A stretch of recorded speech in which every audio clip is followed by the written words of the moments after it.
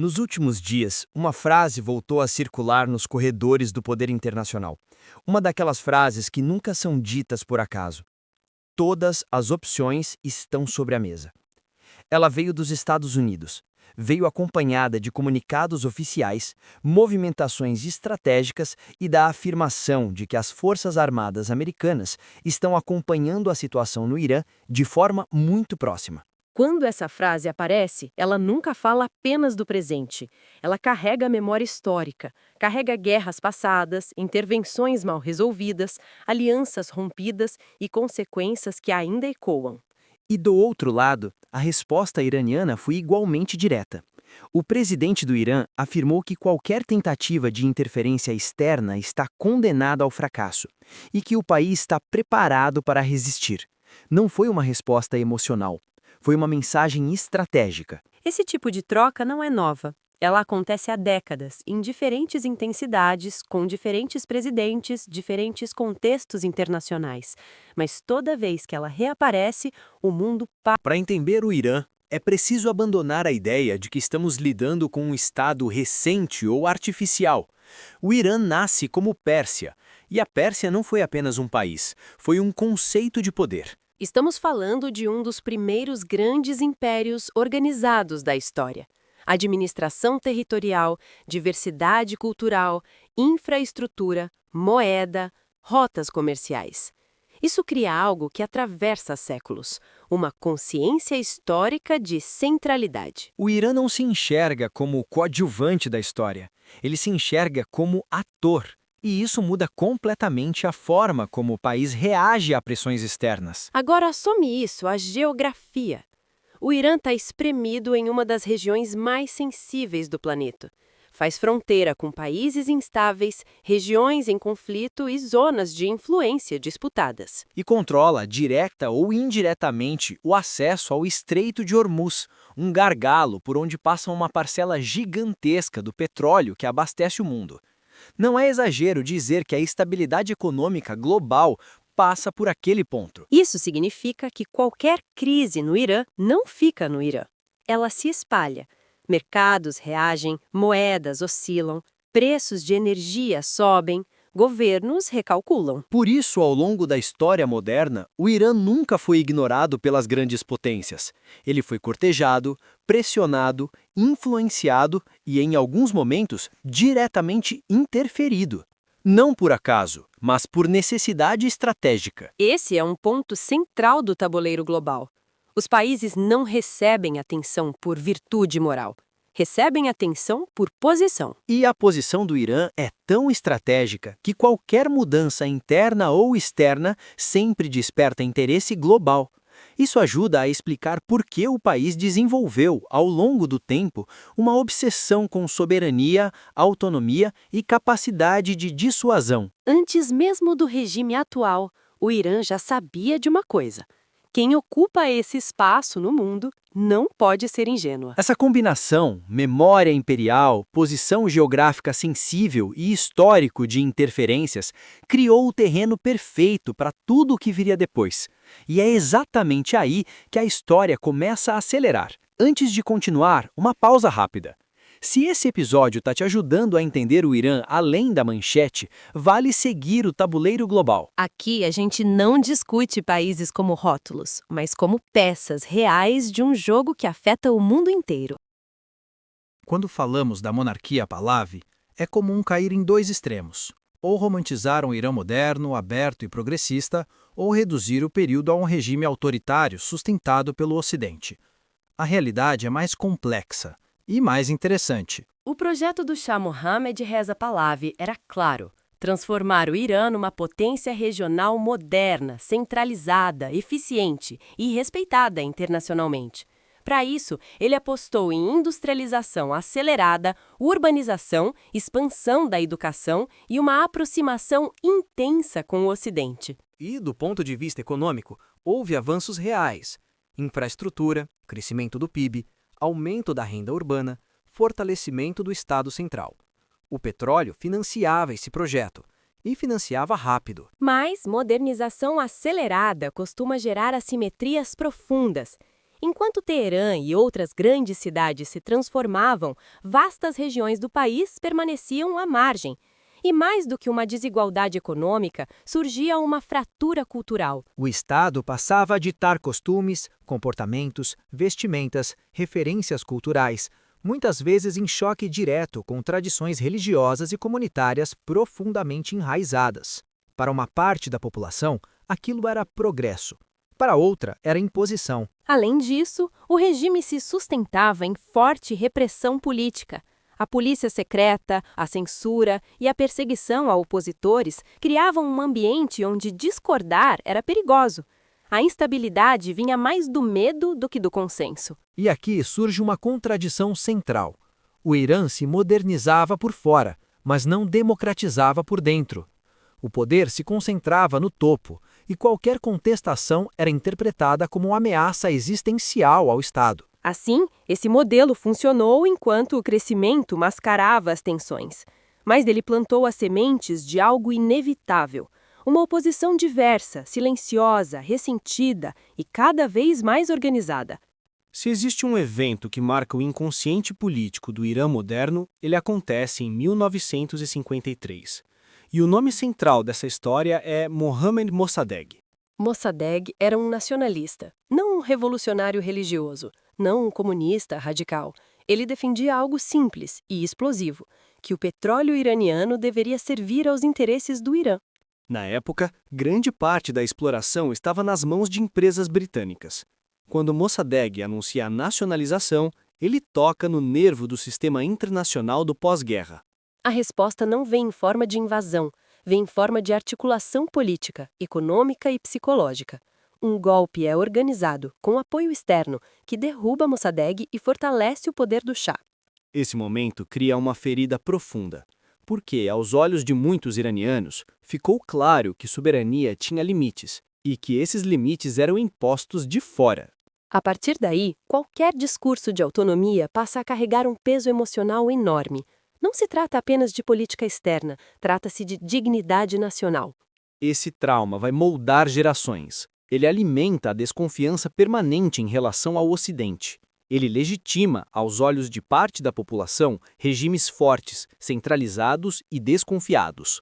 Mais do que isso, ele cria uma narrativa poderosa, a de que interferências externas não trazem estabilidade, mas submissão. Quando a Revolução de 1979 acontece, ela não nasce do nada. Ela nasce desse acúmulo. O golpe de 1953 é o fantasma que nunca deixou o palácio. E é por isso que, décadas depois, quando os Estados Unidos falam em intervenção, o Irã não escuta apenas uma ameaça atual, ele escuta um eco histórico. A Revolução Iraniana de 1979 costuma ser resumida em uma imagem: o clero tomando o poder e instaurando um regime religioso. Mas essa imagem esconde algo fundamental. A revolução não começou religiosa. Ela começou como um movimento amplo, fragmentado e profundamente heterogêneo. Ali estavam estudantes, intelectuais, trabalhadores, nacionalistas, liberais, marxistas e religiosos. O que unia todos esses grupos não era um projeto comum de futuro, era um inimigo comum no presente: a monarquia do Shah. O regime havia perdido legitimidade política, cultural e simbólica. Para muitos, ele representava um Estado desconectado da sociedade e excessivamente alinhado a interesses externos. Quando o Shah cai, abre-se um vácuo de poder, e vácuos de poder nunca ficam vazios por muito tempo. O grupo que conseguiu ocupar esse espaço foi o clero xiita, liderado por Ruhollah Khomeini, não porque fosse majoritário numericamente, mas porque era o mais organizado, o mais disciplinado e o que tinha uma narrativa coerente. Essa narrativa combinava 3 elementos poderosíssimos: religião, identidade nacional e anti-interferência estrangeira. Era simples de entender, fácil de repetir e emocionalmente mobilizadora. Com o tempo, antigos aliados da Revolução foram sendo afastados, silenciados ou eliminados do jogo político. A Revolução se consolidava e se fechava. A ocupação da embaixada americana em 1979 simboliza esse momento de ruptura definitiva. Não foi apenas um episódio diplomático extremo, foi uma declaração. O novo regime dizia ao mundo: este país não será mais moldado de fora. Essa postura vai definir toda a política externa iraniana dali em diante. Comparar o Irã antes de 1979 exige abandonar narrativas simples. Não existe um Irã totalmente livre antes, nem um Irã completamente fechado depois. Existem modelos distintos de poder, com custos e consequências diferentes.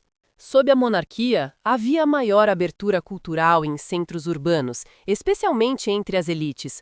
Costumes mais ocidentalizados, maior integração com mercados internacionais, mais circulação de bens e ideias. Mas isso vinha acompanhado de repressão política severa e exclusão social profunda. A prosperidade era real, mas concentrada. Depois da Revolução, o regime impõe um controle social muito mais rígido. Regras morais, vigilância política, limites claros à dissidência. Mas também constrói uma identidade nacional baseada em resistência, sacrifício e autonomia. Economicamente, o impacto das sanções é brutal. Moeda enfraquecida, inflação crônica, dificuldades de acesso à tecnologia e mercados globais. Ao mesmo tempo, essas pressões forçam o Irã a desenvolver capacidades internas, indústria militar, tecnologia de mísseis, redes alternativas de comércio, economia de sobrevivência. O regime aprende a governar sob cerco. Isso cria uma sociedade acostumada à escassez, à adaptação e à desconfiança. Culturalmente, o país passa a viver uma tensão constante entre tradição e modernidade, entre juventude conectada ao mundo e um Estado que tenta controlar comportamentos. Essa tensão não explode o sistema, mas o desgasta lentamente. E ela ajuda a explicar por que protestos surgem, desaparecem, retornam, sem, até agora, derrubar o regime. O Irã pós-revolução não é estático, mas é resiliente.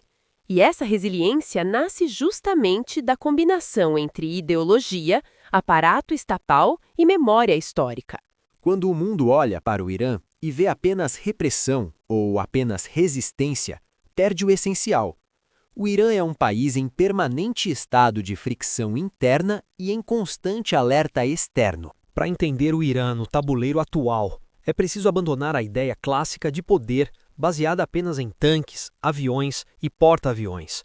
O Irã sabe exatamente onde está e onde não está em termos de poder militar convencional. Ele sabe que não vence uma guerra direta, aberta e simétrica contra os Estados Unidos. Então, em vez de tentar competir no campo onde perderia, ele construiu um outro tipo de jogo. Esse jogo se chama dissuasão assimétrica. Não é sobre ganhar batalhas rapidamente. É sobre tornar o custo da vitória do adversário alto demais. Ao longo das últimas décadas, o Irã investiu pesado em profundidade estratégica regional.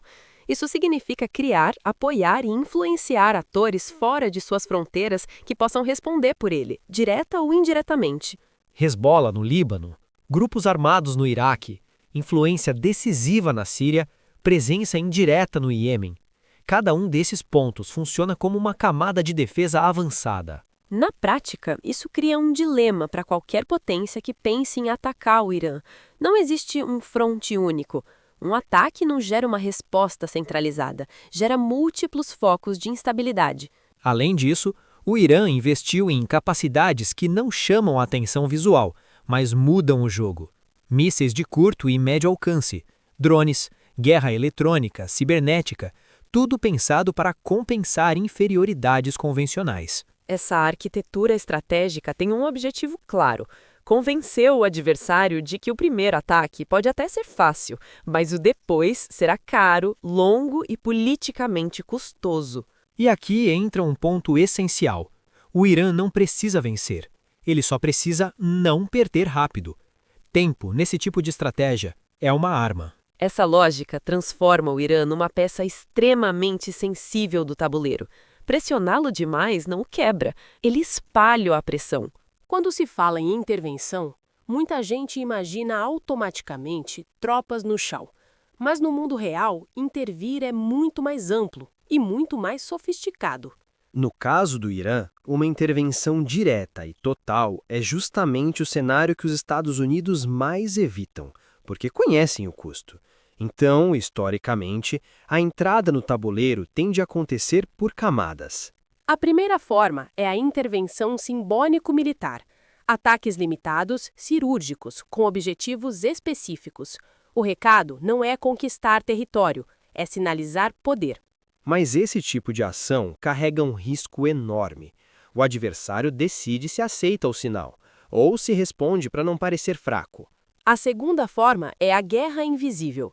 Cyberataques, sabotagem de infraestrutura, operações de inteligência, ações que nunca são oficialmente assumidas. É o tipo de guerra que acontece sem declaração formal e sem manchetes claras. A terceira camada é econômica e diplomática. Sanções, isolamento financeiro, bloqueio tecnológico e pressão sobre parceiros comerciais. É uma tentativa de estrangular o sistema por dentro, apostando no desgaste. Mas o Irã já vive sob esse tipo de pressão há décadas. Isso reduz a eficácia marginal dessas medidas ao longo do tempo. A quarta forma é a mais sensível e talvez a mais perigosa. O apoio indireto a movimentos internos, tecnologia, comunicação, financiamento, visibilidade internacional. Aqui, o risco é outro. Se o regime interpretar isso como ameaça existencial, a resposta tende a ser dura e imediata. O ponto central é que nenhuma dessas formas de intervenção é neutra. Cada uma ativa gatilhos diferentes, cada uma altera o cálculo de risco do regime iraniano. E muitas vezes, a combinação dessas estratégias gera efeitos que fogem completamente ao controle inicial. Entrar no tabuleiro do Irã não é mover uma peça, é mexer na mesa inteira. Depois de entender a história, a estrutura e a lógica de funcionamento do Irã, a pergunta volta com mais peso. Em que condições os Estados Unidos realmente entrariam no tabuleiro? Porque, ao contrário do que muitas manchetes sugerem, intervenções não acontecem por impulso. Elas acontecem quando determinados gatilhos estratégicos são ativados. O primeiro cenário possível é o mais silencioso e, paradoxalmente, o mais comum. A ameaça se transforma em negociação. Pressão militar retórica, movimentação de forças, sinais públicos. Tudo isso pode existir apenas para empurrar o Irã de volta à mesa. Nesse cenário, o objetivo não é derrubar o regime, é limitar comportamentos considerados inaceitáveis, programa nuclear, influência regional, capacidade de dissuasão. É um jogo de contenção, não o de substituição. O segundo cenário é o da intervenção limitada, pensada para mostrar força. Ataques pontuais a instalações específicas, ações rápidas, cuidadosamente calculadas para evitar uma escalada direta. O risco aqui é psicológico. O Irã pode aceitar o golpe, ou pode sentir que não responder compromete sua credibilidade interna e externa, e, nesse caso, a resposta não precisa ser proporcional, só precisa ser significativa. O terceiro cenário é o mais perigoso, a escalada regional. Ela não começa necessariamente com uma invasão, mas com uma sequência de ações e reações que fogem ao controle original. Uma base atacada, um aliado envolvido, uma rota marítima ameaçada, cada evento isoladamente parece administrável, mas juntos eles constroem uma lógica de guerra ampliada. Nesse cenário, os Estados Unidos deixam de escolher o ritmo, passam a reagir. E quando uma superpotência reage, o tabuleiro inteiro sente. O ponto central é que nenhum desses cenários oferece vitória rápida ou limpa. Todos envolvem custos prolongados, riscos políticos internos e impactos globais. Intervir no Irã nunca foi e continua não sendo uma decisão simples. Qualquer intervenção no Irã não se limita às fronteiras do país. Ela se espalha.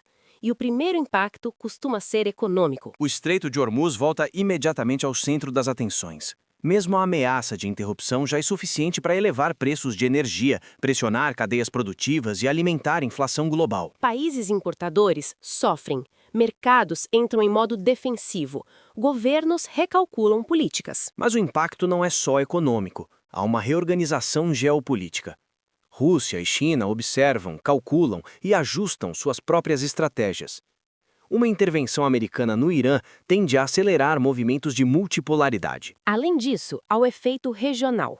Israel, países do Golfo, grupos aliados e adversários do Irã passam a agir em função do novo risco. O Oriente Médio, já instável, entra em estado de tensão permanente. E existe uma consequência menos visível, mas talvez a mais perigosa: o incentivo à radicalização. Quanto maior a percepção de ameaça existencial, maior a disposição para decisões extremas. Programas estratégicos que antes eram ambíguos podem se tornar explícitos.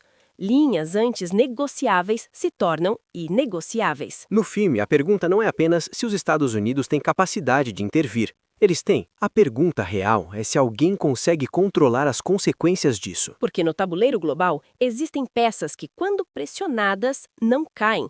Elas desestabilizam o jogo inteiro. E o Irã é exatamente esse tipo de peça. Ao longo desse episódio, a gente tentou mostrar uma coisa simples, mas que raramente aparece nas manchetes. O mundo não funciona por impulsos isolados. Ele funciona por acúmulo de decisões. O Irã, que reage hoje, não é produto de um único regime, de um único líder ou de um único conflito. Ele é resultado de décadas, às vezes séculos de memória histórica, geografia sensível e disputas por soberania. Quando os Estados Unidos falam em intervir, o debate não é apenas militar ou diplomático. É histórico, é estratégico e é global. Porque entrar no tabuleiro do Irã não significa mover uma peça. Significa alterar o equilíbrio inteiro do jogo. E é por isso que no tabuleiro global, a gente não tenta prever o futuro com frases prontas. A gente tenta entender por que certos futuros se tornam possíveis. Se você entende os lances anteriores, o próximo movimento deixa de parecer surpresa. Se você quer continuar entendendo como o poder se move de verdade, siga o tabuleiro global, acompanhem a série Quando os Estados Unidos Entram no Tabuleiro e fique para os próximos episódios. Porque no mundo real, quem não entende o jogo acaba sendo movido por ele.